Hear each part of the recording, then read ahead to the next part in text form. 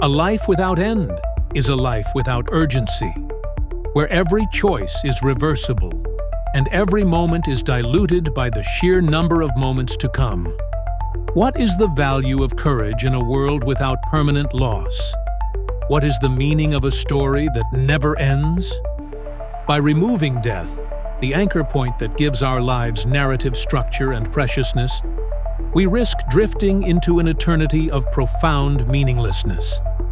The weight of forever could become an unbearable psychological burden, a cure far worse than the disease. Tonight we explore a dystopian world manipulated by algorithms, corporations, and science. Here, your imagination reflects through an endless labyrinth of circuits lurking just beneath the surface of the binary mirror. In 1996, the world received a prophecy in the form of a sheep. The birth of Dolly, the first mammal cloned from an adult cell, was more than a scientific breakthrough.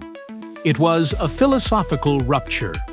Her existence was proof that the genetic blueprint of a complex life form could be copied and rebooted like software. As Ian Malcolm warned in fiction, the scientists were so preoccupied with whether they could, they didn't stop to think if they should.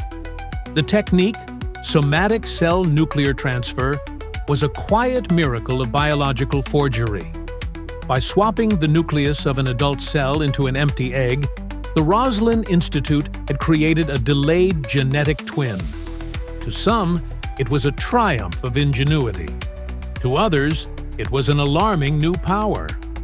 Bioethicist Leon Kass would later call it a profound dishonor to life to treat it as a manufacturing project. For years, the technology remained at a distance. Then, in 2018, the science arrived on our evolutionary doorstep.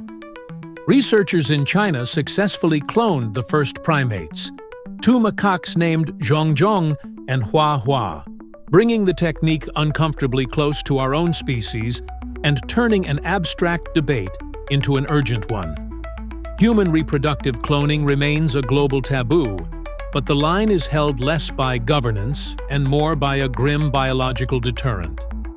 The process is brutally inefficient, with a success rate in mammals below 3%. The National Institutes of Health confirms there is no solid scientific evidence of it ever succeeding in humans, as the process is plagued by a high rate of defects and failures.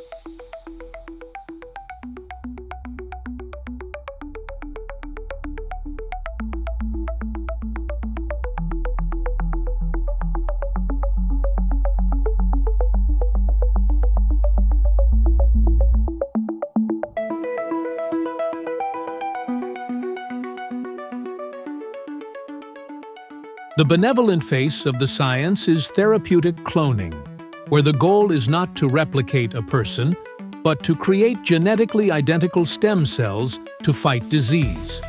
The first human stem cells were cloned in 2013, a breakthrough that promised a future of personalized medicine. As scientist Robert Lanza clarified, we're not trying to make a human being, we're trying to make a human cell. From those cells, scientists now grow rudimentary organoids, miniature lab-grown versions of human organs that pulse in petri dishes.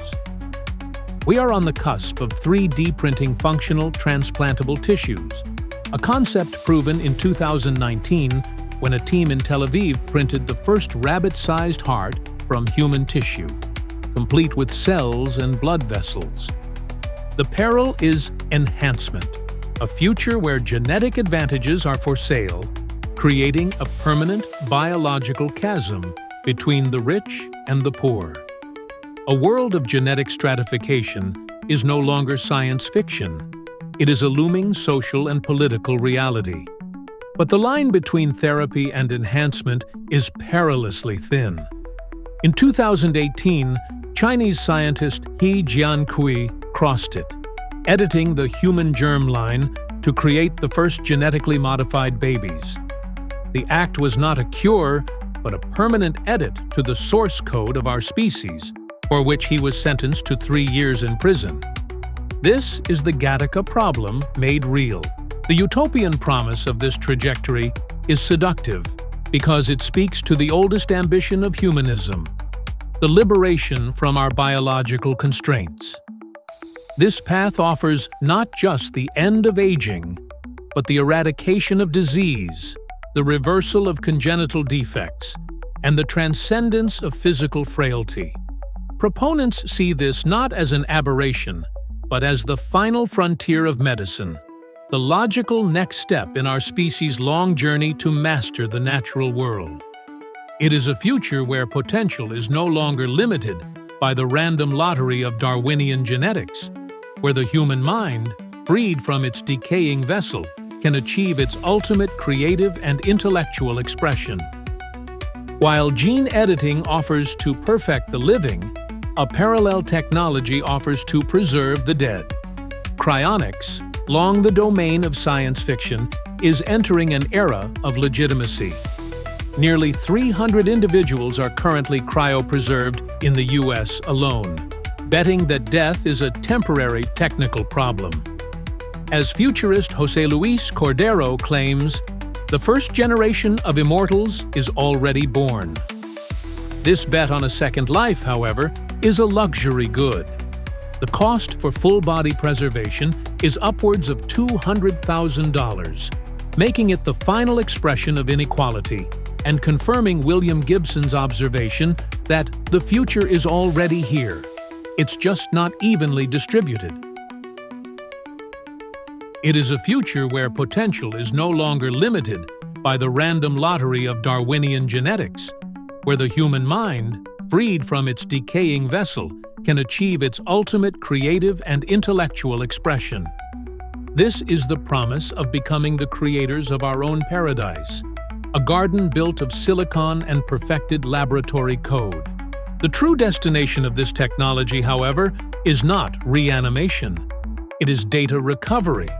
The Holy Grail is the Connectome, a complete synaptic map of the brain's 100 trillion connections. It is the blueprint of a mind, the source code of a soul. To scan that map and reconstruct it as a running simulation is the goal of whole brain emulation, the technical term for mind uploading. The computational challenge is immense, requiring processing power in excess of 1 zettaflop. But the tools to map the brain are being built with unprecedented speed. This is no longer theoretical. Using large language models, AI can now ingest a person's entire digital footprint to create an interactive avatar, a living digital copy. But the cost of entry to this garden is the erosion of the self. The dystopian reality is that these technologies create systems of unprecedented control and commodification. When your genetic code is a readable file, it becomes a pre-existing condition for insurance, employment, and social status. When your consciousness can be uploaded, it becomes data, property to be bought, sold, copied, or deleted. A biological replica stored in a corporate data center, trained on your life's experiences, raises a terrifying question. Who has the right to speak for you after you are gone? We are building a future with subscription models for existence, where inequality is not just about wealth, but about the very nature of one's being.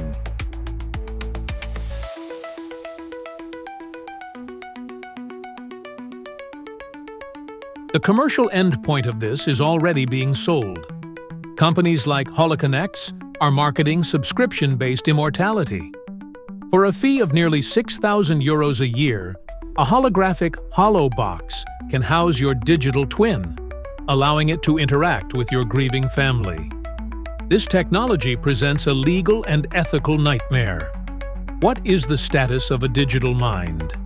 Is it a person with rights or property that can be copied and sold? With no federal governance on the matter, the first digital minds will be born into a legal void. Their existence a crisis our current systems are utterly unprepared for.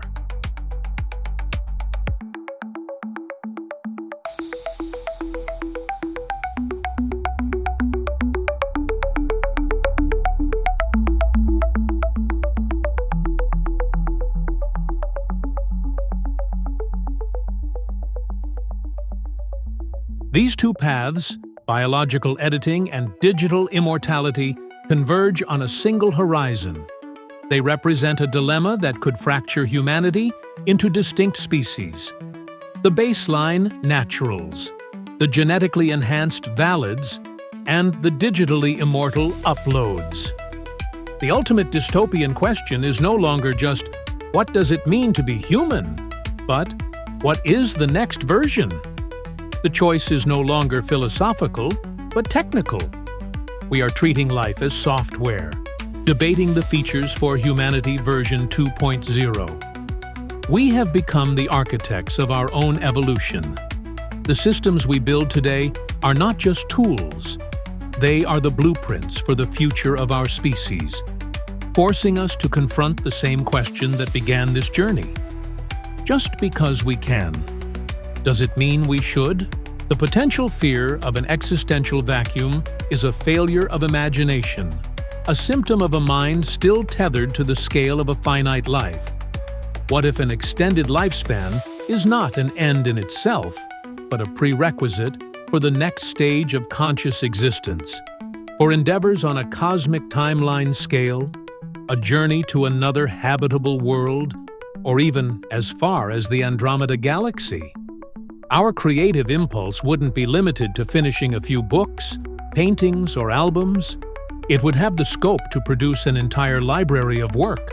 With that expanse of time, not just to create, but to observe, learn, and synthesize, the deepest questions of our existence might finally shift from the realm of philosophical speculation to problems that can be solved. Immortality isn't a destination, but simply the vehicle required to complete the journey of understanding why we exist at all. This brings us to the final revelation, the unexpected truth reflected in the mirror of our own creation. We see technology as a tool to achieve a perfect, immortal, godlike state. But this reflects back not what we will become, but what we are.